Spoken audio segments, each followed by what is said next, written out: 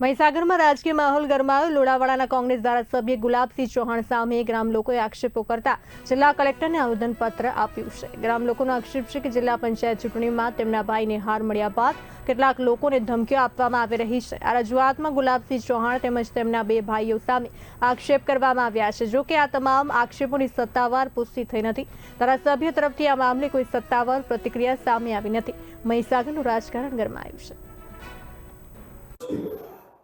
અમે લુણાવાડા મુકામે વિરણિયા ગામના ગ્રામજનો માન્ય કલેક્ટર સાહેબ અને માન્ય જિલ્લા પોલીસ વડા અધિકારી સાહેબને આવેદનપત્ર સ્વરૂપે જાણ કરવા માટે આવ્યા હતા। અમારા ગામની અંદર કોંગ્રેસ પક્ષના ધારાસભ્ય શ્રી ગુલાબસિંહ ચૌહાણ દ્વારા ગ્રામજનો ઉપર વારંવાર હુમલાઓ કરી અને ગ્રામજનોને માર મારી ડરાવી ધમકાવી રહ્યા છે। તેઓ દ્વારા જિલ્લા પંચાયતની ચૂંટણીની અંદર ભાજપને કેમ વોટ આપ્યા એ બાબતે વારંવાર ધમકીઓ આપી અને લોકોને માર મારી અને લોકોને ભયથી